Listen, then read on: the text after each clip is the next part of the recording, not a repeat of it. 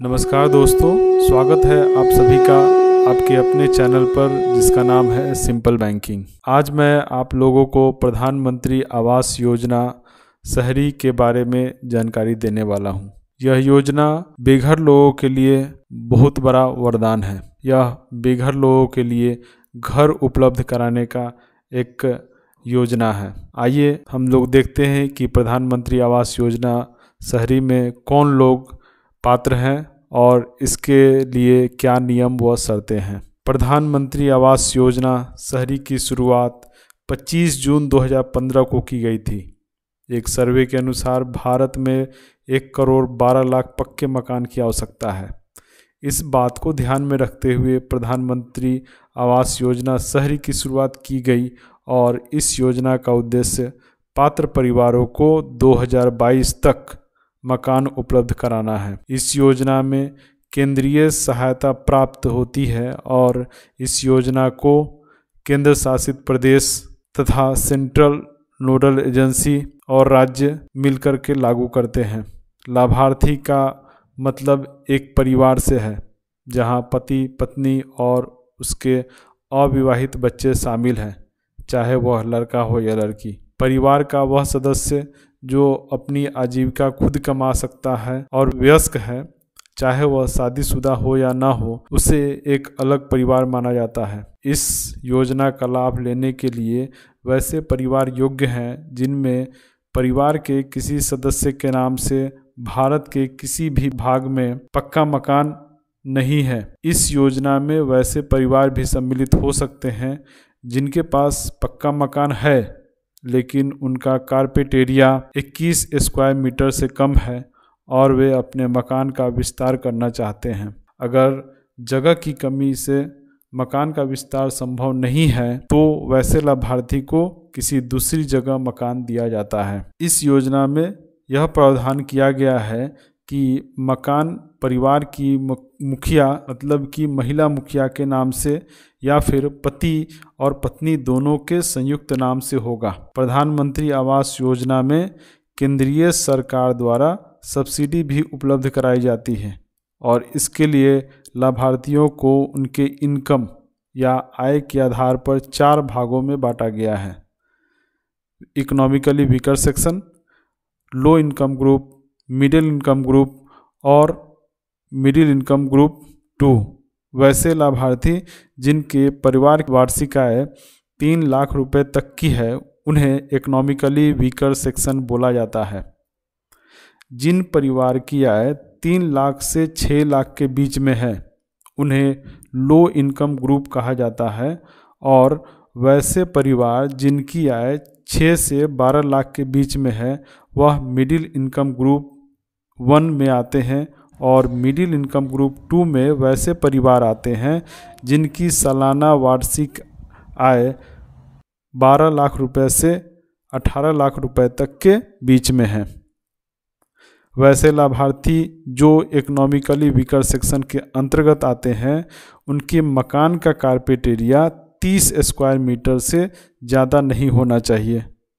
Low income group के लाभार्थी के मकान का साइज़ मतलब कारपेट एरिया 60 स्क्वायर मीटर से अधिक नहीं होना चाहिए, जबकि मिडिल इनकम ग्रुप 1 में आने वाले लाभार्थी के मकान का कारपेट एरिया 160 स्क्वायर मीटर और मिडिल इनकम ग्रुप 2 में आने वाले लाभार्थी के मकान का कारपेट एरिया 200 स्क्वायर मीटर से अधिक नहीं होना चाहिए।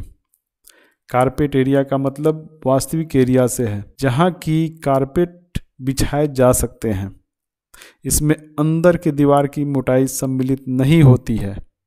इकोनॉमिकली वीकर सेक्शन और लो इनकम ग्रुप के लाभार्थियों को उनके द्वारा लिए गए ऋण पर 6.5% की दर से ब्याज सब्सिडी उपलब्ध है, जबकि मिडिल इनकम ग्रुप 1 को 4% सब्सिडी और मिडिल इनकम ग्रुप 2 को 3% सब्सिडी दी जाती है।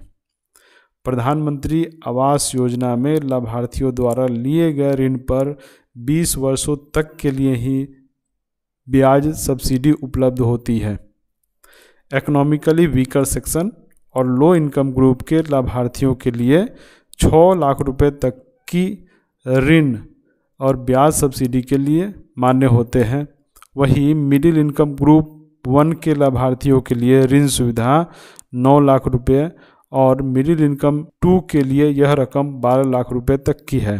कोई लाभार्थी अगर एक बैंक लोन ले लेता है और वह वहां से सब्सिडी प्राप्त कर लेता है, उसके बाद उस लोन को किसी दूसरे बैंक में ट्रांसफ़र कर लेता है, तो फिर से वह व्यक्ति इस योजना में सब्सिडी के लिए पात्र नहीं होगा। कोई व्यक्ति प्रधानमंत्री आवास योजना शहरी की 4 श्रेणियों जैसे कि आपका economically weaker section, low income group, middle income group 1 और मिडिल इनकम ग्रुप 2 में से किसी एक श्रेणी में भी सब्सिडी प्राप्त कर लेता है, तो दूसरी श्रेणी में वह सब्सिडी के लिए मान्य नहीं होगा।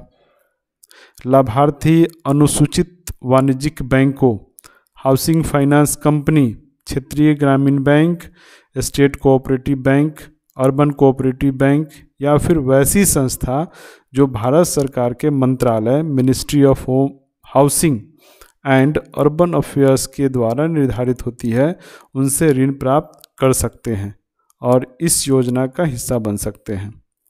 इस योजना के अंतर्गत मिलने वाली सब्सिडी लाभार्थी के खाते में डायरेक्ट जमा कर दी जाती है। आज मैं आपको लेकर चलता हूँ भारत सरकार की मंत्रालय ministry of housing and urban affairs की वेबसाइट पर, जहां हम चेक कर सकते हैं कि कोई व्यक्ति इस योजना के अंतर्गत लाभार्थी है या नहीं। अगर है तो उसे कितना सब्सिडी मिलेगा। यह है ministry of housing and urban affairs की वेबसाइट। यहाँ पे आप देख सकते हैं कि सब्सिडी कैलकुलेटर है और एनुअल फैमिली इनकम मतलब कि वार्षिक पारिवारिक आय जो है यहाँ मैक्सिमम दिया गया 18 लाख। इसको आप कम करके भी देख सकते हैं। यहाँ से देखिए, अगर इसको मैं नीचे करता जाऊँ तो ये कम होता जाएगा। तो जितना भी आय है उसके अनुसार से आप सेट कर सकते हैं। तो अगर हमने यहाँ पे मान लीजिए कि 18 लाख, चूँकि इसमें 18 लाख सबसे ज़्यादा आय माना गया है, तो इसीलिए हम लोग 18 लाख इसको रख देते हैं। अब हम अगर लोन को देखिए, जैसे यहाँ पे 6 लाख का लोन दिखाया गया, तो उसके लिए सब्सिडी जो है कितना मिल रहा है, 1,15,078 रुपया। अगर मैं इस लोन को बढ़ा करके ज़्यादा करूँ, मान लीजिए कि मैं इस लोन को 18 लाख कर देता हूँ, तो कितना सब्सिडी आएगा, 2,30,156 रुपया। मैं इस लोन को और भी बढ़ा देता हूँ, कितना भी आप बढ़ाते जाइए, जो मैक्सिमम जो सब्सिडी आएगी वो होगी 2,30,156 रुपया लोन अमाउंट से। एक सर्टेन लिमिट के बाद, जो 12 लाख का मैक्सिमम लोन अमाउंट है, उसके बाद से कोई भी फ़र्क नहीं पड़ेगा। जो लाभार्थी है वे चाहे तो 12 लाख से ज़्यादा का लोन ले सकते हैं, लेकिन सब्सिडी उनको 12 लाख रुपए तक के लिए ही मिलेगी। उसी तरह जो इसका टेन्योर है, मतलब कि ऋण चुकाने की अवधि, ये भी आप देख सकते हैं कि अगर मैं इसको बढ़ाता घटाता हूँ तो उसके अनुसार से सब्सिडी भी बढ़ेगी। लेकिन इस योजना में जो सर्वाधिक, सबसे अधिक जो मान्य अवधि है ऋण चुकाने की, वह है 20 साल, मतलब कि 240 महीने। और अगर 240 महीने से ज़्यादा आप समय लेते हैं तो भी इसके सब्सिडी पर कोई भी अंतर नहीं आता है। उसी तरह अगर हम कारपेट एरिया को देखें, कारपेट एरिया जो सबसे ज़्यादा मान्य है वो है आपका 200 स्क्वायर मीटर। लेकिन अगर कोई चाहे कि मैं इससे ज़्यादा का घर बना लूँ, तो मैं यहाँ पे 201 कारपेट एरिया लेकर चलता हूँ। और आप देखिए ये क्या हो गया, नॉट अप्लीकेबल, मतलब कि अगर आप 200 स्क्वायर मीटर से ज़्यादा कारपेट एरिया का घर बनाते हैं तो उस स्थिति में ये मान्य नहीं होगा, अप्लीकेबल नहीं होगा, सब्सिडी नहीं मिलेगी। तो इस तरह से आप अपना एलिजिबिलिटी चेक कर सकते हैं यहाँ पर इस वेबसाइट के ऊपर में आकर के, और आप अपना पात्रता चेक करके इस सब्सिडी के लिए अप्लाई कर सकते हैं। मुझे आशा है कि आपको प्रधानमंत्री आवास योजना के बारे में संपूर्ण जानकारी मिल गई होगी। अगर वीडियो किसी भी तरह से आपको अच्छा लगा है तो हमारा उत्साहवर्धन के लिए इस वीडियो को लाइक करें और इसे सब्सक्राइब करें, और पास में जो बेल का आइकन है उसे भी दबाना ना भूलें, जिससे कि समय समय पर मेरी वीडियो आपको मिलती रहे। और इस वीडियो को अपने संबंधियों, अपने रिश्तेदारों और अपने दोस्तों के साथ ज़रूर शेयर करें, जिससे कि उन्हें भी प्रधानमंत्री आवास योजना शहरी के बारे में जानकारी मिल सके और इसका लाभ वे भी उठा सकें। मिलते हैं अगले वीडियो में फिर से नई जानकारी के साथ। तब तक के लिए धूम मचाते रहिए। धन्यवाद।